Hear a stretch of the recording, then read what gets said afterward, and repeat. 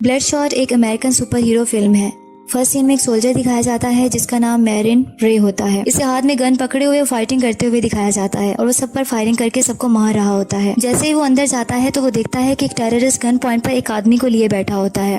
वो रे को देखकर कहता है कि अपनी गन को नीचे फेंक दो। उसके बाद रे कहता है कि तुम्हें क्या चाहिए, तो वो हेलीकॉप्टर की डिमांड करता है। इस पर रे कहता है अगर तुम्हें हेलीकॉप्टर चाहिए तो मुझे फोन करने दो। जैसे ही वो टेररिस्ट फोन की तरफ इशारा करता है तो मौका पाकर रे इस पर फायरिंग करके इसे मार देता है और वो आदमी जो गन पॉइंट पर था बच जाता है। नेक्स्ट सीन एविएंटो एयरबेस से शुरू होता है। बहुत से सोल्जर्स एयरक्राफ्ट और हेलीकॉप्टर से उतर रहे होते हैं, जहाँ मैरिन रे ऊंची आवाज में बोलता है कि कोई भी मिशन बहुत मुश्किल नहीं होता और ना ही कोई कुर्बानी बहुत अजीम होती है और सब ड्यूटी फर्स्ट की आवाज लगाते हैं। इसी तरह रे पास खड़ी अपनी वाइफ से मिलने चला जाता है। ये एक कामयाब रेस्क्यू ऑपरेशन होता है और ये अपनी वाइफ के साथ इटली में मुंबासा में चला जाता है जहां वो अपनी छुट्टियां गुजारते हैं। लेकिन अनलकीली वहां इनको किडनैप कर लिया जाता है मार्टिन एक्स की तरफ से। एक्चुअली मार्टिन एक्स मुंबासा की हॉस्टेज ऑपरेशन के बारे में मालूमात इकट्ठी करना चाहता है और वो इससे बहुत कुछ पूछता है, लेकिन रे कहता है कि तुम मुझसे कुछ भी नहीं पूछ सकते हो, लेकिन मैं इस बारे में कुछ नहीं जानता। इसके बाद रे अपनी वाइफ को कहता है कि सब कुछ ठीक हो जाएगा, लेकिन किडनैपर कहता है कि अब कुछ ठीक नहीं होगा। वो इसकी वाइफ का मर्डर कर देता है। रे बहुत स्ट्रेस में आ जाता है और चिल्ला कर कहता है कि मैं कसम खाता हूँ कि मैं तुमसे फाइट करूंगा और तुम्हारा खात्मा कर दूंगा। इस पर वो किडनैपर रे को भी मार देता है। अब नेक्स्ट सीन में रे ऐसी जगह पर होता है जहां इसको प्रॉपर्ली वायर्स के साथ अटैच किया गया होता है। जैसे ही इसे होश आता है तो वो वायर्स को उतारकर जमीन पर गिर जाता है। इसी दौरान एक लड़की कैटी आती है और वो कहती है कि सब कुछ ठीक होने वाला है। फिर एक नया किरदार डॉक्टर हार्टिंग सामने आता है जो कि रे को welcome to rising spirit technology कहता है और बताता है कि मैं डॉक्टर हार्टिंग हूँ और कहता है कि तुम्हारा जाग जाना एक बहुत बड़ा फिनोमिना है। उसके बाद वो रे को बताता है कि यूएस मिलिट्री ने तुम्हारी बॉडी को हमें डोनेट कर दिया है और तुम मर गए थे। एक्चुअली डॉक्टर हार्टिंग इसको सुपर पावर के तौर पर इस्तेमाल करने के लिए लाता है और अपनी ऑर्गेनाइजेशन में इसको अपने हथियार के तौर पर बना लेता है। डॉक्टर हार्टिंग कहता है तुम पहले हो जिसको हमने कामयाबी से वापस लेकर आए हैं और बहुत ही खूबसूरती से ये हुआ है। तुम पहले हो जिसको सेकंड चांस मिला है। डॉक्टर हार्टिंग इस आदमी को बताता है कि हम यूएस मिलिट्री के लिए एक कीमती एसेट बिल्ड कर रहे हैं और हमारे पास एक्सपर्ट्स हैं जो कि सोल्जर्स को तेज और ज्यादा ताकतवर बना देंगे। फिर वो डॉक्टर हार्टिंग एक्सपेरिमेंट करता है।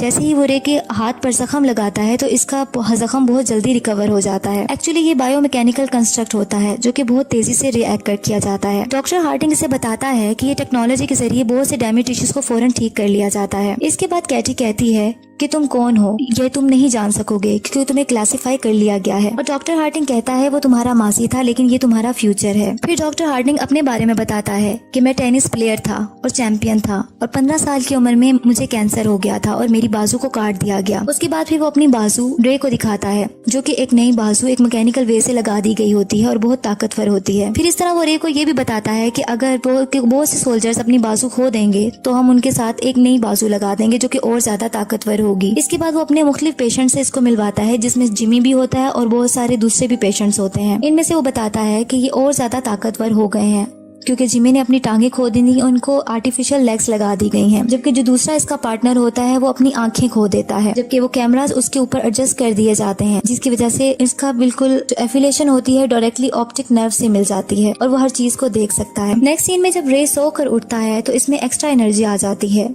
वो पिलर को पंच करके बहुत ज्यादा पंच करता है लेकिन इसके हाथ को कोई नुकसान नहीं पहुंचता, बल्कि पिलर टूट जाता है और वो हैवीएस्ट डंबल भी आसानी से उठा लेता है। फिर वो कैटी से मिलता है जो कि स्विमिंग कर रही होती है और कहता है कि ये नाइटमेयर है कि मेरे पास मेरी मेमोरीज नहीं है। फिर कैटी इसको ड्रिंक देती है। जैसे ही वो ड्रिंक पीता है तो इसके माइंड में फ्लैशबैक चलने लगता है और इसको इसकी वाइफ का मर्डर और इसकी वाइफ की सारी मेमोरीज आना शुरू हो जाती हैं। वो गुस्से से टेबल पर अपना हाथ मार देता है और फिर जल्दी से बाहर निकल जाता है अपना बैग लेकर। डॉक्टर हार्टिंग कैमरा के थ्रू सब कुछ देख रहा होता है और कहता है ये कहाँ जा रहा है। वो अपने असिस्टेंट को कहता है कि चैनल को जल्दी से ओपन कर दो। फिर वो रे से पूछता है कि तुम कहाँ जा रहे हो।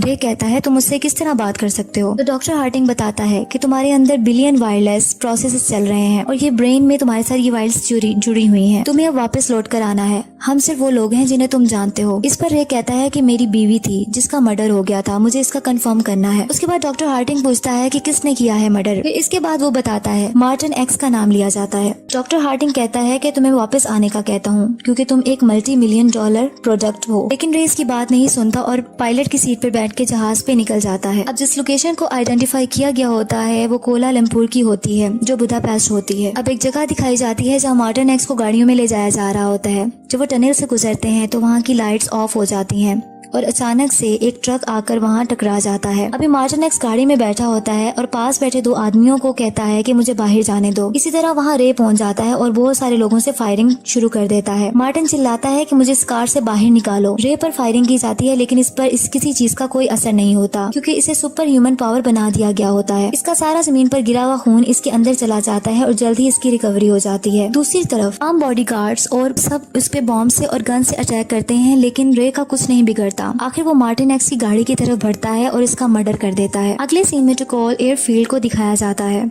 जहाँ रे अपनी जीप में वहाँ जाकर पहुँच जाता है। वहाँ साइंटिस्ट के पेशेंट जिमी, मार्कस एंड केटी उसका वेट कर रहे होते हैं और उसको दोबारा लेबोरेटरी में वापस लाया जाता है।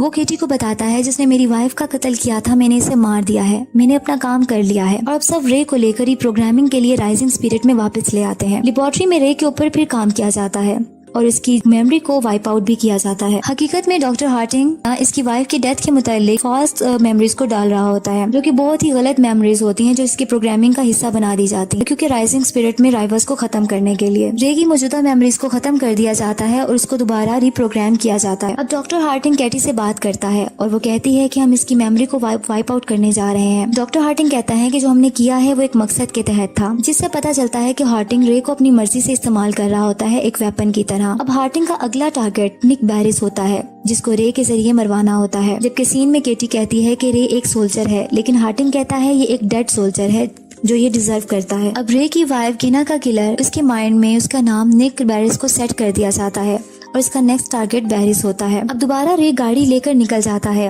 और डॉक्टर हार्टिंग अपनी प्लानिंग के मुताबिक दोबारा अपने वर्ड्स को रिपीट करता है, जैसा कि तुम कहाँ जा रहे हो, हम ही लोग हैं जो तुम्हें जानते हैं। फिर पूछा जाता है तुम किसके पीछे जा रहे हो, लेकिन इस बार बताया जाता है कि निक बैरिस के पीछे जा रहा हूँ। अब रे एयरक्राफ्ट के जरिए ईस्ट सुसेक्स इंग्लैंड में पहुँच जाता है जहाँ बैरिस होता है। बैरिस अपने ऑफिस में काम कर रहा होता है। इसी दौरान इसका प्रोग्रामर विल्किंस एक केस लेकर आता है जिसमें EMP बॉम्ब होता है। इस पर डॉक्टर हार्डिंग अपने कैमरा के थ्रू सब कुछ देख रहा होता है। ये सब पर अटैक करना शुरू कर देता है। थोड़ी देर में रे बैरिस के पास पहुंचता है और कहता है कि तुमने मेरी वाइफ का मर्डर किया है। इस पर बैरिस कहता है ये झूठ है जो तुम नहीं समझ रहे हो। रे जाने के लिए रे उसका मर्डर कर देता है और फिर बाहर चला जाता है और जाकर बेहोश हो जाता है। वो बेहोश हो जाता है तो उसको विगन्स जो इसका प्रोग्रामर था बैरिस का, वो उसको अंदर ले जाता है।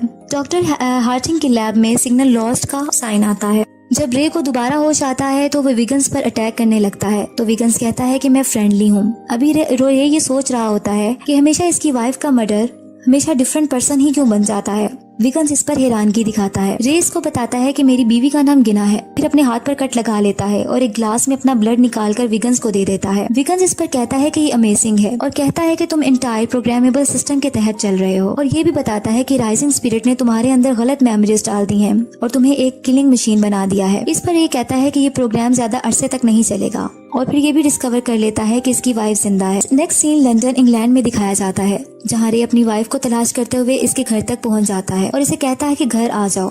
इस पर गिना कहती है कि तुम्हें क्या हुआ है, ये तो सब कुछ सेटल हो गया था, अब मेरी एक फैमिली है। रे पूछता है कि आखिरी बार हम कब मिले थे, जिस पर इसकी वाइफ बताती है कि 5 साल पहले।